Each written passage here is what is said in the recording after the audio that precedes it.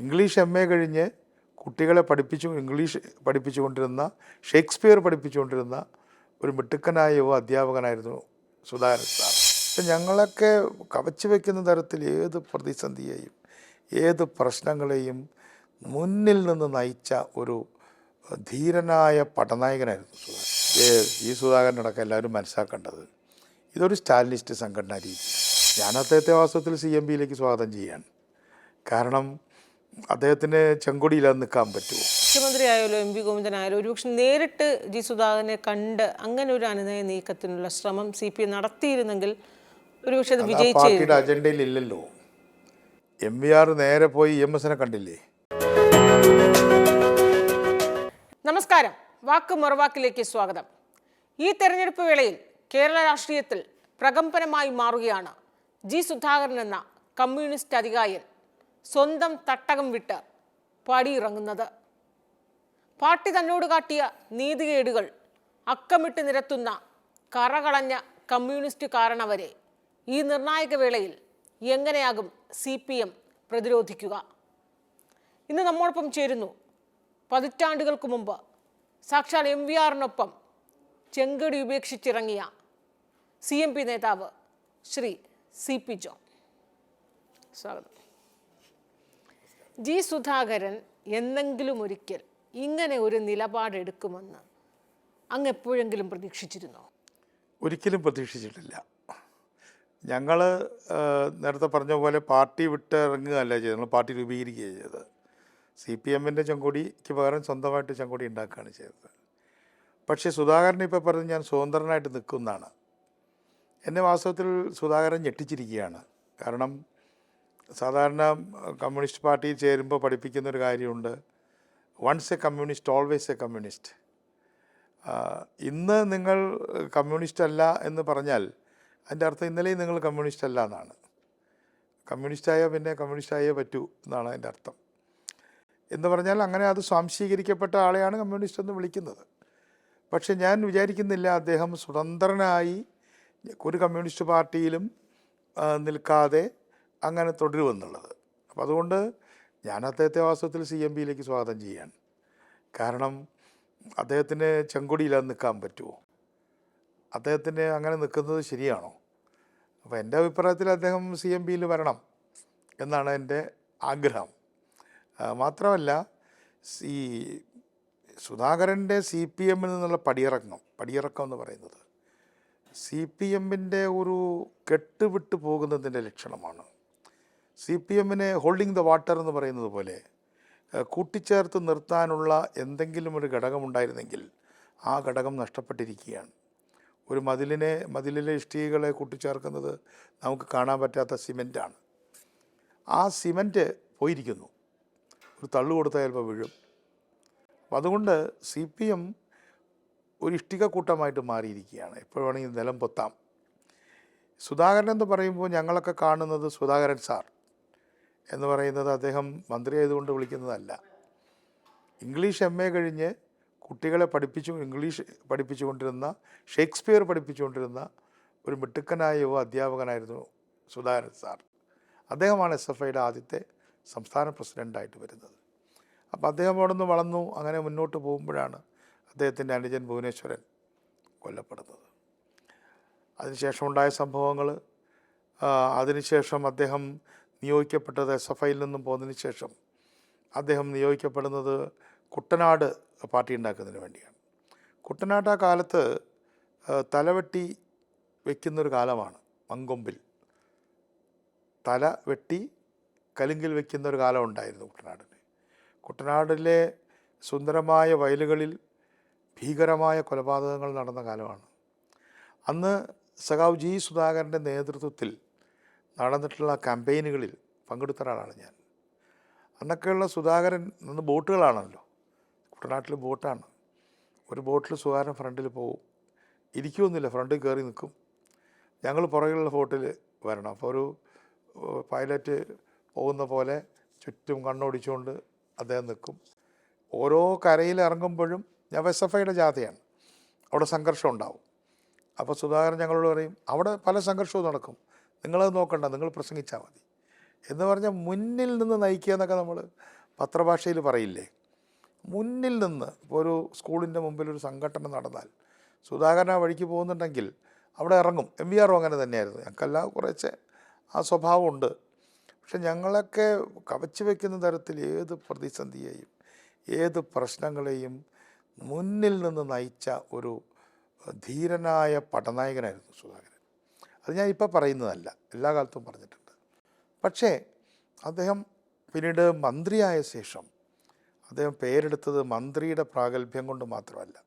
ഇപ്പോൾ സഹകരണ മേഖലയിൽ ഇപ്പോൾ CMBയുടെ നേതാവ് CN വിജയേഷിൻ്റെ നേതൃത്വത്തിൽ കെട്ടിപ്പൊക്കിയ MVR ക്യാൻസർ സെൻറ്റർ, ആ ക്യാൻസർ സെൻറ്ററിൻ്റെ വിജയകരമായ മുന്നേറ്റത്തിൽ സുധാകരൻ കൊടുത്ത സ്പെഷ്യൽ ഓർഡറുകൾ വളരെ പ്രധാനമാണ്. മുതലും പലിശയും ഒരുമിച്ചടയ്ക്കാനുള്ള ചില പരമ്പരാഗത നിയമങ്ങളെ ഭേദഗതി ചെയ്തുകൊണ്ട് നൽകിയ സ്പെഷ്യൽ ഓർഡറുകളാണ് ആ സ്ഥാപനത്തെ പിടിച്ചു നിർത്തിയത്. അതേപോലെ പിന്നീട് അദ്ദേഹം സഹകരണത്തിൽ നിന്ന് മാറി അദ്ദേഹം PWDയിൽ വന്നു. PWDയിൽ വന്നപ്പോഴും അദ്ദേഹം എല്ലാവരും ഞെട്ടിച്ചു. കാരണം പലരും അവിടെ അഴിമതിയുടെ ചളിക്കുണ്ടിലായിരുന്നു. അപ്പം അദ്ദേഹമൊക്കെ അന്ന് തൻ്റെ ചീഫ് എഞ്ചിനീയറായിട്ട് വെച്ചത് അഴിമതിയുടെ കറ പുരളാത്ത ആരുണ്ടെന്ന് നോക്കി അദ്ദേഹത്തെയാണ് വെച്ചത്. തിരുവനന്തപുരത്തുകാരനാണ് അദ്ദേഹം, ഞാൻ പേര് പറയുന്നില്ല.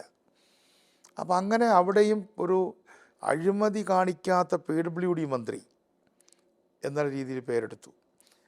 അതുപോലെ രാഷ്ട്രീയ നിലപാടുകളിൽ അദ്ദേഹം അച്യുതാനന്ദനോടൊപ്പം ചിലപ്പോൾ അദ്ദേഹത്തെ എതിർത്ത്, പിണറായിയോടൊപ്പം എതിർത്ത്, തനിക്ക് ശരിയെന്ന് തോന്നുന്ന സംഘടനാ നയങ്ങൾ പലപ്പോഴും കാർക്കശ്യത്തിൻ്റെ ഒരു ആൾരൂപമായിരുന്നു സുധാകരൻ. അങ്ങനെ ആലപ്പുഴ രാഷ്ട്രീയത്തിലെ പലതരത്തിലുള്ള ഗ്രൂപ്പ് ഇക്വേഷൻസിൻ്റെയും നടുവിൽ അവിടുത്തെ എല്ലാ സംഘടനാ പ്രശ്നങ്ങളുടെയും ആ നടുവെന്ന് പറയില്ല, നടുക്ക് സുധാകരൻ ഉണ്ടായിരുന്നു. ഈ അടുത്ത കാലത്ത് അദ്ദേഹത്തോട് ചെയ്തത്, അദ്ദേഹത്തിന് വയസ്സായി, ആരോഗ്യമില്ല എന്ന് സ്വയം പ്രഖ്യാപിച്ചു പാർട്ടി. ഈ പ്രഖ്യാപിക്കുന്ന ആൾക്ക് അദ്ദേഹത്തിൻ്റെ ആരോഗ്യമില്ല, അദ്ദേഹത്തെക്കാളും വയസ്സുമുണ്ട്. അദ്ദേഹത്തിന് പറയത്തക്ക പ്രത്യേകിച്ച് രോഗമൊന്നുമില്ല. പക്ഷേ ടെർമിനേറ്റിംഗ് ഡിസീസുള്ള ആളുകൾ, ഞാൻ പേര് പറയുന്നില്ല, ടെർമിനേറ്റിംഗ് ഡിസീസുള്ള ആളുകൾ, അദ്ദേഹത്തെക്കാളും പ്രായം കൂടിയ ആളുകൾ, അവർ പറയാണ് നിങ്ങൾക്ക് രോഗമാണ്, നിങ്ങൾക്ക് വയസ്സായി, നിങ്ങൾ പോകണം. അപ്പം അങ്ങനെ സംസ്ഥാന കമ്മിറ്റിയിൽ നിന്നും ഇറക്കി വിട്ടു. അതിനു മുമ്പ് അദ്ദേഹം സെക്രട്ടേറിയറ്റിലേക്ക് വരാനും സെൻട്രൽ കൗൺസിലിലേക്ക് പോകാനും സെൻട്രൽ കമ്മിറ്റി പോകാനൊക്കെ യോഗ്യനായിരുന്നെങ്കിലും അതൊക്കെ ഉപേക്ഷിച്ച് മാറി നിൽക്കുകയാണ് ചെയ്തത്. അത് അദ്ദേഹത്തെ വല്ലാതെ ദുഃഖിപ്പിച്ചു. ഒടുവിൽ അദ്ദേഹം ഒരു അസംബ്ലി തെരഞ്ഞെടുപ്പിൽ അവിടുത്തെ സലാം എന്ന സ്ഥാനാർത്ഥിയെ തോൽപ്പിക്കാൻ ശ്രമിച്ചു എന്നാരോപിച്ച് അന്വേഷണ കമ്മീഷൻ വെച്ചു. അന്വേഷണ കമ്മീഷൻ തന്നെ ക്രൂരമായൊരു വിനോദമാണ്. അനാവശ്യമായ ചോദ്യങ്ങൾ ചോദിക്കാം. അതും കഴിഞ്ഞു, അത് പാർട്ടിക്കകത്താണല്ലോ. ഇപ്പം ഞാൻ മനസ്സിലാക്കുന്നത് ഈ കടന്നൽ കൂട്ടങ്ങളെ ഇളക്കി വിടുക, സോഷ്യൽ മീഡിയ എന്ന് അറിയപ്പെടുന്ന കടന്നൽ കൂട്ടങ്ങളെ ഇളക്കി വിട്ടിട്ട് എന്തും പറയിക്കുക. സുധാകരൻ ആരാണ് വളരെ മ്ലേച്ഛമായ രീതിയിൽ പറയുക. ഇപ്പോൾ മമ്മൂട്ടിയെ പറഞ്ഞപ്പോൾ പിണറായി മാപ്പ് പറഞ്ഞു, നന്നായി, ഞാനതിനെ ചെറുതായി കാണുന്നില്ല. കേരളത്തിൻ്റെ ഒരു മുഖ്യമന്ത്രി ഒരു നടനോട് മാപ്പ് പറഞ്ഞത് നല്ലൊരു കാര്യമാണ്. പക്ഷേ പിണറായി മനസ്സിലാക്കണം, 63 വർഷക്കാലം കമ്മ്യൂണിസ്റ്റ് പാർട്ടിക്ക് വേണ്ടി പ്രവർത്തിച്ച സുധാകരനെ അധിക്ഷേപിച്ചപ്പോൾ അദ്ദേഹത്തിന് ഒന്നും തോന്നിയില്ലേ? KK രമയെ അധിക്ഷേപിച്ചപ്പോൾ ഒന്നും തോന്നിയില്ലേ? അപ്പം അതുകൊണ്ട് ഇത്തരത്തിൽ മ്ലേച്ഛമായ തരത്തിലുള്ള CPMൻ്റെ പ്രവർത്തനങ്ങളിൽ മനംനൊന്താണ് അദ്ദേഹം ഇപ്പം മാറിയിട്ടുള്ളത്. പക്ഷേ അദ്ദേഹം ചെങ്കൊടി ഉപേക്ഷിക്കരുത്. അദ്ദേഹം CPMനെതിരായി റെബൽ ചെയ്തു, ഞങ്ങളൊന്നും സംസാരിച്ചിട്ടൊന്നുമില്ല. അദ്ദേഹം റെബൽ ചെയ്തിട്ടുണ്ടെങ്കിൽ എൻ്റെ അഭിപ്രായത്തിൽ അദ്ദേഹം CMPയിലേക്ക് വരണമെന്നാണ് ഞാൻ ആദ്യമായിട്ട് അഭ്യർത്ഥിക്കുകയാണ്. സുധാകരൻ എന്തുകൊണ്ട് പാർട്ടിക്ക് തെറ്റുപറ്റി, അല്ലെങ്കിൽ പാർട്ടിയുടെ നിലപാടുകൾ തന്നോട് പാർട്ടി കാട്ടിയതും ഒക്കെ അവിടെ നിന്നുകൊണ്ട് തിരുത്താൻ ഒരു കമ്മ്യൂണിസ്റ്റുകാരനായ സുധാകരൻ ശ്രമിക്കേണ്ടത്? പാർട്ടി എന്ന് പറയുന്നത് പാർട്ടിയുടെ ഘടകമാണ്. ആ ഘടകത്തിന് തത്വങ്ങളുണ്ട്. എന്താ തത്വം? കീഴ്ഘടകം മേൽഘടകത്തെ അനുസരിക്കണം. ഓരോ ഘടകത്തിലെയും ന്യൂനപക്ഷം ഭൂരിപക്ഷത്തെ അനുസരിക്കണം. എല്ലാ വ്യക്തികളും അതാത് ഘടകങ്ങളെ അനുസരിക്കണം. തിരിച്ചു പറഞ്ഞാൽ വ്യക്തി ഘടകത്തെയും ഘടകം മേൽഘടകത്തെയും ഓരോ ഘടകത്തിലെയും ന്യൂനപക്ഷം ഭൂരിപക്ഷത്തെയും അംഗീകരിക്കണം. എന്ന് പറഞ്ഞാൽ ജി സുധാകരൻ എന്ത് ചെയ്യണം? അദ്ദേഹം ആദ്യം ബ്രാഞ്ചിൻ്റെ അംഗീകരിക്കണം. ബ്രാഞ്ചിൽ അദ്ദേഹം ന്യൂനപക്ഷമാണെങ്കിൽ ആ ബ്രാഞ്ചിലുള്ള ബാക്കി 7 പേരുണ്ടെങ്കിൽ അവർ പറയുന്നതാണ് ശരിയെന്ന് പറയണം. ഈ ബ്രാഞ്ചോ ലോക്കൽ കമ്മിറ്റി പറയുന്നതാണ് ശരിയെന്ന് പറയണം. എന്ത്? അപ്പോൾ അദ്ദേഹത്തിന് ഇടമില്ല. നമ്മളിപ്പോൾ ഒരു വലിയ ആനയെ വിളിച്ചിട്ട് ഒരു മുറിയിൽ കയറി നിൽക്കാൻ പറ്റുമോ? അപ്പം അദ്ദേഹത്തെ ഇടമില്ലാതാക്കി തീർത്തു. ജി സുധാകരൻ എന്ന് പറയുന്ന മനുഷ്യന് നിൽക്കാനുള്ള ഇടമില്ല. അദ്ദേഹത്തിന് വയസ്സും സാമാന്യമായിട്ടായല്ലോ. അപ്പോൾ അവിടെ വെച്ച് പിന്നെ ഇനി അത് പോട്ടെ, എന്തെങ്കിലും പ്രാഥമിക മര്യാദകൾ അവർ കാണിച്ചോ? ഒരു പാർട്ടി മെമ്പറോട് കാണിക്കേണ്ട മര്യാദ എന്താ? ഒരാൾ പാർട്ടി മെമ്പറാണെങ്കിൽ ആ പാർട്ടി മെമ്പറോട് മറ്റ് പാർട്ടി മെമ്പർമാർ മോശമായിട്ട് പെരുമാറാൻ പാടില്ലല്ലോ. ആ പാർട്ടി മെമ്പർ പാർട്ടിയോട് മോശമായി പെരുമാറിയിട്ടുണ്ടെങ്കിൽ പോലും അത് ചർച്ച ചെയ്യേണ്ടത് മേൽഘടകമാണ്, നടപടിയെടുക്കാം. അപ്പോൾ ഇന്നത്തെ പാർട്ടിയിലെ നടപടി എന്ന് പറഞ്ഞാൽ സൈബർ നടപടിയാണ്. പാർട്ടിക്ക് ഉള്ളിൽ നിന്നുകൊണ്ട് സ്വന്തമായ നിലപാടുകളോ അല്ലെങ്കിൽ ഏതെങ്കിലും രീതിയിൽ പാർട്ടിയെ വിമർശിക്കാൻ പറ്റാത്ത രീതിയിൽ CPM മാറിയിരിക്കുകയാണ്. നേരത്തെ മാറി. അത് സുധാകരനും മനസ്സിലായിട്ടില്ലായിരുന്നു. രാഘവനെയും ഗൗരിയമ്മയെ അവിടെ നിന്നല്ലേ പുറത്താക്കിയത്. ഗൗരിയമ്മയെ എങ്ങനെയാണ് പുറത്താക്കിയത്? ഗൗരിയമ്മയെ സംസ്ഥാന കമ്മിറ്റി മെമ്പറായിരുന്നല്ലോ ഗൗരിയമ്മ കാലാകാലമായിട്ട്. 1957 മുതൽ സംസ്ഥാന കമ്മിറ്റി മെമ്പറല്ലേ CPIയുടെ. ആ CPIയുടെയും CPMൻ്റെയും സംസ്ഥാന കൗൺസിൽ മെമ്പറായിട്ടുള്ള കമ്മിറ്റി മെമ്പറായിട്ടുള്ള ഗൗരിയമ്മയെ ആലപ്പുഴ ജില്ലാ കമ്മിറ്റിയിലേക്ക് തരം താഴ്ത്തി. എന്തിനാണെന്നറിയോ? ആലപ്പുഴ ജില്ലാ കമ്മിറ്റി വെച്ച് പുറത്താക്കാൻ. അപ്പോൾ ആലപ്പുഴ ജില്ലാ കമ്മിറ്റി പുറത്താക്കിയാൽ സംസ്ഥാന കമ്മിറ്റി അംഗീകരിച്ചാൽ മതി. സംസ്ഥാന കമ്മിറ്റി പുറത്താക്കിയാലോ സെൻട്രൽ കമ്മിറ്റി അംഗീകരിക്കണം.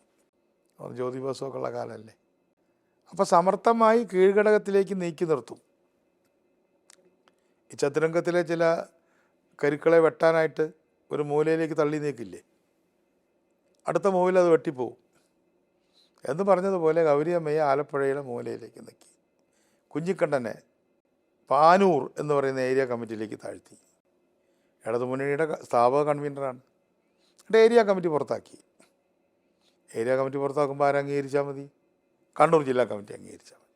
അപ്പോൾ ഇത് ജി സുധാകരനടക്കം എല്ലാവരും മനസ്സിലാക്കേണ്ടത് ഇതൊരു സ്റ്റാലിനിസ്റ്റ് സംഘടനാ രീതിയാണ്.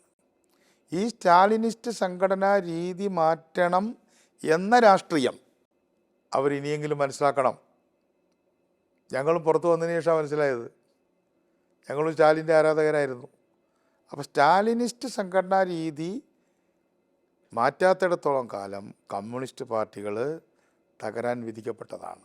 പക്ഷേ ചൈനയിലൊക്കെയുള്ള പാർട്ടി ഇപ്പോഴും ശക്തമായിട്ട് നിലനിൽക്കുന്നുണ്ട്. വടക്കൻ കൊറിയയിൽ പിന്നെ അതിക്രൂരമായ ഏകാധിപത്യമാണ്, ചൈനയിലും മോശമല്ല. അപ്പോൾ ഏകാധിപത്യത്തിൻ്റെ അഭാവത്തിൽ അല്ലെങ്കിൽ ഏകാധിപത്യത്തിൻ്റെ ലാഞ്ചനയിലൊരു കുറവ് വന്നാൽ അപ്പോൾ പൊട്ടും. ജി സുധാകരനെ വിമർശിക്കുന്ന CPM പറയുന്നത് ഒരു പാർലമെൻ്ററി വ്യാമോഹം കടന്നുകൂടിയതോടുകൂടിയാണ് അദ്ദേഹം, അതായത് ഇപ്പോൾ MVR ആയാലും ഗൗരിയമ്മയായാലും ഒക്കെ പാർട്ടി വിടാനുണ്ടായൊരു സാഹചര്യം എന്ന് പറയുന്നത് പ്രത്യയശാസ്ത്രത്തോട് മല്ലിട്ടാണ് അവർ പാർട്ടി വിട്ടു പോകുന്നത്, സ്വന്തം താല്പര്യത്തിന് വേണ്ടിയല്ല.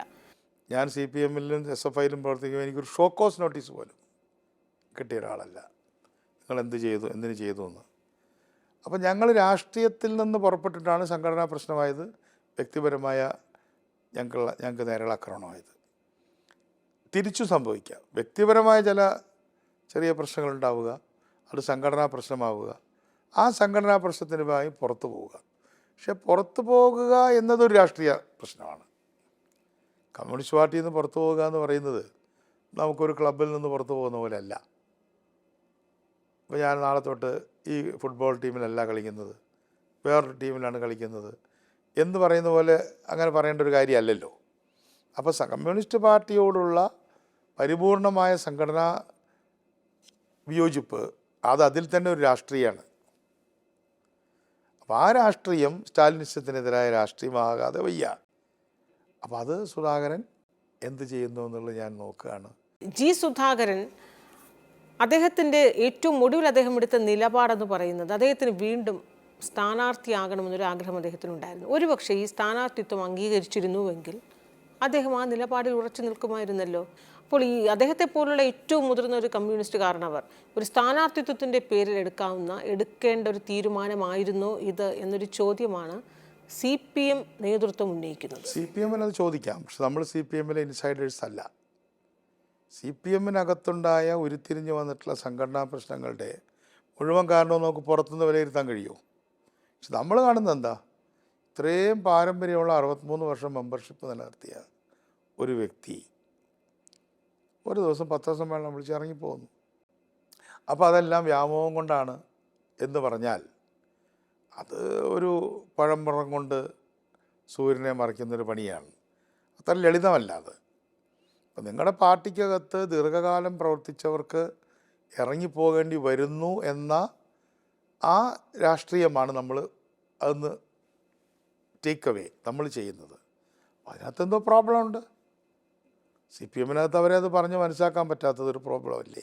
മുഖ്യമന്ത്രിയായാലോ MV ഗോവിന്ദനായാലോ ഒരുപക്ഷെ നേരിട്ട് ജി സുധാകരനെ കണ്ട് അങ്ങനെ ഒരു അനുനയ നീക്കത്തിനുള്ള ശ്രമം CPM നടത്തിയിരുന്നെങ്കിൽ ഒരുപക്ഷെ അത് വിജയിച്ചിരുന്നു. അജണ്ടയിൽ ഇല്ലല്ലോ. MVR നേരെ പോയി EMS കണ്ടില്ലേ? EMS MVR കാണണം എന്നുള്ള ഇഫൻ ബട്ടിന് വരാതിരിക്കാൻ വേണ്ടി അന്ന് MVR ഏറ്റവും അദ്ദേഹത്തെക്കാൾ സീനിയർ ആയിട്ടുള്ളതാണ് EP കൃഷ്ണനമ്പ്യാർ. അദ്ദേഹം പറഞ്ഞു, MVR നിങ്ങൾ പോയിട്ട് EMS കാണണം. EMS ഒറ്റയ്ക്ക് പോയി കണ്ടില്ലേ? കണ്ണൂർ ഗസ്റ്റ് ഹൗസിൽ EMS കണ്ടു. എനിക്ക് ചിലത് പറയാനുണ്ട് എന്ന് പറഞ്ഞു. അപ്പോൾ EMS പറഞ്ഞു അത് പാർട്ടി കമ്മിറ്റിയിൽ പറഞ്ഞാൽ മതി. EMS ഇപ്പോൾ പിണറായിയെക്കുറിച്ചൊക്കെ പറഞ്ഞത് ധാർഷ്ട്യവും ധിക്കാരമുള്ള ഒരാളാണോ? എന്തെങ്കിലും അങ്ങനെ കടക്ക് പുറത്തുനിന്നൊക്കെ EMS പറഞ്ഞ് കേട്ടിട്ടുണ്ടോ? അങ്ങേറ്റം സോബറായിട്ടുള്ള സോഫിസ്റ്റിക്കേറ്റഡ് ആയിട്ടുള്ള സോഫ്റ്റ് ആയിട്ടുള്ള ഒരു നേതാവല്ലേ EMS. പക്ഷേ ഈ സ്റ്റാലിനിസത്തിൻ്റെ വൈറസ് കയറിയാൽ ഈ കോവിഡ് വന്ന പോലെയാണ്. അത്ലറ്റാണോ സംഗീതജ്ഞനാണോ ഒരു വലിയ സിനിമ നടനാണോ നടിയാണോ ഒന്നും ബാധകമല്ല. ഈ രോഗം വന്നാൽ വലിയ ബുദ്ധിമുട്ടാണ്. അതുകൊണ്ട് EMS പോയി കണ്ട MVR ഒരു പ്രയോജനം കിട്ടിയില്ല. അപ്പോഴാണ് നിങ്ങൾ പറയുന്നത് സുധാകരനെ പോയി കാണണവർ. ബേബി പോയി കണ്ടു. MA ബേബി സുധാകരനെ പോയി കണ്ടല്ലോ. പക്ഷേ ഈ ബേബി അന്ന് പോയി കണ്ട് നല്ലൊരു അന്തരീക്ഷത്തിലാണ് പിരിഞ്ഞത്. പക്ഷെ ബേബിയുടെ his writs are not running എന്ന് പറയില്ലേ, ബേബിയുടെ ഉത്തരവുകളൊന്നും AKG സെൻറ്ററിൻ്റെ പുറത്തേക്ക് കടക്കുന്നില്ല. അല്ലെങ്കിൽ AKG ഭവൻ്റെ പണ്ട് ബഹദൂർ ഷായെക്കുറിച്ച് പറഞ്ഞിട്ടുണ്ട്. മുഗൾ രാജവംശത്തിൻ്റെ അവസാന കാലത്ത് his writs were not running എന്ന് പറഞ്ഞാൽ അദ്ദേഹം കൊട്ടാരത്തിലിരുന്ന് ഉത്തരവുകളൊക്കെ ഇടും. പക്ഷെ ആ ഉത്തരവുകൾക്കൊക്കെ കൊട്ടാരത്തിൻ്റെ ഗേറ്റ് വരെ പ്രസക്തിയുള്ളൂ, പുറത്തതിന് വിലയൊന്നുമില്ല. അതുപോലെ ഡൽഹിയിലെ പോളിറ്റ് ബ്യൂറോ ഓഫീസ് അല്ലെങ്കിൽ സെൻട്രൽ കമ്മിറ്റി ഓഫീസ്, ആ ഓഫീസിനകത്തൊക്കെ MA ബേബിയുടെ ഉത്തരവുകൾക്ക് നല്ല വിലയും ബഹുമതിയൊക്കെ ഉണ്ട്. പുറത്തേക്ക് അതിന് വലിയ കാര്യമൊന്നുമില്ല. ഈ തെരഞ്ഞെടുപ്പ് സമയത്ത് ഇങ്ങനെ ഒരു പടിയിറക്കം ജി സുധാകരനിൽ നിന്നുണ്ടാകുമ്പോൾ അദ്ദേഹത്തെ സ്വാഭാവികമായും നമ്മളൊക്കെ പ്രതീക്ഷിക്കുന്നത് MV ഗോവിന്ദനായാലും അല്ലെങ്കിൽ പിണറായി വിജയനായാലും വർഗവഞ്ചകൻ എന്നൊക്കെ മുദ്രകുത്തി ആഞ്ഞടിക്കുമെന്നാണ്. പക്ഷെ അങ്ങനെ ഒരു കരുതലോടുകൂടിയാണല്ലോ നേതൃത്വം വീക്ഷിക്കുന്നത്. ഇത് പറഞ്ഞിട്ട് എന്താ കാര്യം? തെരഞ്ഞെടുപ്പിൻ്റെ അനൗൺസ്മെൻറ്റ് വരുന്നതിൻ്റെ തൊട്ട് മുമ്പ് 10 വർഷം മന്ത്രിയായിരുന്ന ഒരു വ്യക്തി, 63 വർഷക്കാലം പാർട്ടി മെമ്പറായിരുന്നൊരു നേതാവ്, ഭുവനേശ്വരൻ്റെ ചേട്ടൻ പാർട്ടി വിട്ടു പോയി എന്ന് പറഞ്ഞാൽ താങ്ങാൻ കഴിയുമോ? കഷ്ടം എന്നേ പറയുന്നത്. ഞാൻ വ്യക്തി എന്ന നിലയ്ക്ക് ഞാൻ അവസാനിപ്പിക്കാം. ഒരു വ്യക്തി എന്ന നിലയ്ക്ക് ജി സുധാകരൻ്റെ CPM വിട്ടു പോകുന്ന നടപടി UDFനോ ഞാൻ മത്സരിക്കുന്നുണ്ടെങ്കിൽ എനിക്കോ ഒക്കെ പ്രയോജനമായിരിക്കാം. പക്ഷേ ഞാൻ ഇന്ന് വളരെ ദുഃഖിതനാണ്. അല്ല, ഞാൻ അതിൽ സുധാകരനും പോയി കിട്ടി എന്ന് ഞാൻ വിചാരിക്കുന്നില്ല. SFIയുടെ സംസ്ഥാന സെക്രട്ടറി പ്രസിഡന്റ് പദവികളിലിരുന്ന ഒരാളാണ്. അദ്ദേഹത്തിൻ്റെ ഒരു വളരെ ജൂനിയർ ശിഷ്യനാണ് ഞാൻ, സമകാലീനല്ല. MA ബേബി ഞാനൊക്കെ ഒരുമിച്ച് ഉണ്ടായിരുന്നവരാണ്. സുധാകരൻ സാറെന്ന് ഞങ്ങൾ വിളിക്കുന്നത് വളരെ വലിയൊരാളാണ്. എല്ലാ അർത്ഥത്തിലും ഞങ്ങളുടെ ഒരു മൂത്ത ചേട്ടനാണ്. അപ്പോൾ അദ്ദേഹം ഈ പ്രായത്തിൽ ഇറങ്ങി പോകേണ്ടി വന്നല്ലോ. എനിക്ക് അവരുടെ കുടുംബത്തെയും ഭാര്യയും മകനെയും ഒക്കെ അറിയാമല്ലോ. എനിക്കൊരു പ്രയാസമാണത്. അല്ലാതെ ഞാനതിൽ അത് കൊള്ളാം, ഒരു വിക്കറ്റ് വീണു എന്നുള്ള രീതിയിൽ ഞാനതിൽ ആഹ്ലാദിക്കുന്നില്ല. അദ്ദേഹം പക്ഷേ നിൽക്കുകയാണെങ്കിൽ അദ്ദേഹത്തെ UDF പിന്താങ്ങണം. എനിക്ക് അവസാനിപ്പിക്കുമ്പോഴും പറയാനുള്ള സുധാകരൻ ചെങ്കൊടി ഉപേക്ഷിക്കരുത്. 76 വയസ്സിലല്ലേ ഗൗരിയമ്മയെ പുറത്താക്കിയത്. അന്ന് സുധാകരനൊന്നും തോന്നിയില്ല. പക്ഷെ ഞാൻ അന്ന് ഗൗരിയമ്മയുടെ കൂടെ ഉണ്ടായിരുന്നു, MVRനോടൊപ്പം ഉണ്ടായിരുന്നു. പിന്നീട് അദ്ദേഹം പുറത്താക്കിയപ്പോഴല്ലെങ്കിലും പിന്നീട് ചാത്തുകൾ മാഷോടൊപ്പം ഉണ്ടായിരുന്നു. അതുകൊണ്ട് ഞാൻ എപ്പോഴും ഒരു കമ്മ്യൂണിസ്റ്റ് പാർട്ടിയിൽ നിന്ന് ഒരാൾ പതിറ്റാണ്ടുകളുടെ പാരമ്പര്യമുള്ള ഒരാൾ പോകുമ്പോൾ അവരോടൊപ്പം നിൽക്കുക എന്നതൊരു രാഷ്ട്രീയമാണെങ്കിൽ ആ രാഷ്ട്രീയം നന്നായി ചെയ്തിട്ടുള്ള ഒരാളാണ് ഞാനെന്ന് എനിക്ക് ആത്മാഭിമാനത്തോടുകൂടി പറയാൻ പറ്റും. അതുകൊണ്ട് എനിക്ക് അദ്ദേഹത്തെ കാണണമെന്നുണ്ട്, ഞാൻ കാണാൻ ശ്രമിക്കും. പക്ഷേ അദ്ദേഹം പറയുന്ന അവസാനം വരെയും താൻ പാർട്ടിയുടെ അനുഭാവിയായിരിക്കും, പിണറായി വിജയന് 3ാം തവണയും ഭരണം കിട്ടിയാൽ അത് സന്തോഷിക്കുമെന്നൊക്കെയാണ് അദ്ദേഹം പറയുന്നത്. അതാ പറഞ്ഞ് സുധാകരൻ രാഷ്ട്രീയം പറയട്ടെ. അദ്ദേഹം ഇപ്പോഴും ഒരു സമവായത്തിനുള്ളൊരു സാധ്യത തുറന്നിട്ടിരിക്കുകയാണോ? തോന്നുന്നില്ല. ഇപ്പോൾ PK ശശി ഇതുപോലെ കുറച്ച് വർത്തമാനം പറഞ്ഞ് അദ്ദേഹത്തെ പുറത്താക്കിയല്ലോ, പാർട്ടിയിൽ നിന്ന് പുറത്താക്കി. ഒരുപാട് സമവായത്തിൻ്റെ വാതിലുകളൊക്കെ തുറന്നിട്ടിരുന്നു. ഈ സ്വന്തം രക്തത്തിലെ രക്തസാക്ഷി ഉപേക്ഷിച്ചാണ് ജി സുധാകരൻ പടിയിറങ്ങുന്നത്. അതായിരിക്കുമോ ഈ ഒരു സമയത്ത് ആലപ്പുഴയിൽ അല്ലെങ്കിൽ കേരളം മുഴുവനും CPM പ്രതിരോധിക്കുന്നത്? CPMന് പ്രതിരോധമല്ലല്ലോ. വടക്ക് രക്തസാക്ഷിയുടെ ഫണ്ട് മോഷ്ടിച്ച കാര്യം പറഞ്ഞപ്പോൾ പറഞ്ഞ ആളെ പുറത്താക്കി, മോഷ്ടിച്ച ആളെ നിലനിർത്തി. ഇപ്പോൾ സ്വന്തം അനുജൻ രക്തസാക്ഷിയായി. ആ രക്തസാക്ഷിയായ അനുജൻ്റെ ചേട്ടനെ ആ രക്തസാക്ഷി മണ്ഡപം നിൽക്കുന്ന അവരുടെ വീട്ടിലല്ലേ, അല്ലെങ്കിൽ അതിൻ്റെ വീടിൻ്റെ മുന്നിലല്ലേ നിൽക്കുന്നത് ഭുവനേശ്വരൻ രക്തസാക്ഷി മണ്ഡപം. എത്രയോ തവണ റീത്ത് വെച്ച ഒരാളാണ് ഞാൻ. ഭുവനേശ്വരൻ്റെ പേരിലൊരു അവാർഡുണ്ടായിരുന്നു. ആ അവാർഡ് SFI ആണ് ഏർപ്പെടുത്തിയത്. അപ്പോൾ അത് കൊടുക്കുന്നത് നയനാരായിരുന്നു. പക്ഷേ ബൈ ചാൻസ് അന്ന് ഏറ്റുവാങ്ങുന്ന വിദ്യാർത്ഥി വന്നില്ല, ഞാനാണ് ഏറ്റുവാങ്ങിയത് ഈ ഭുവനേശ്വരൻ അവാർഡ് ആ കുട്ടിക്ക് വേണ്ടിയിട്ട്. അപ്പോൾ എത്രയോ കാലമായി 1977 മുതൽ ഭുവനേശ്വരൻ തന്നെ നടക്കുക. ഏതാണ്ട് 50 കൊല്ലമായി, 49 കൊല്ലമായി, ഡിസംബർ 7. അപ്പോൾ അത് അരനൂറ്റാണ്ട് കാലത്തെ രക്തസാക്ഷിത്വത്തിൻ്റെ ആ പൈതൃകമാണ് സുധാകരനുള്ളത്.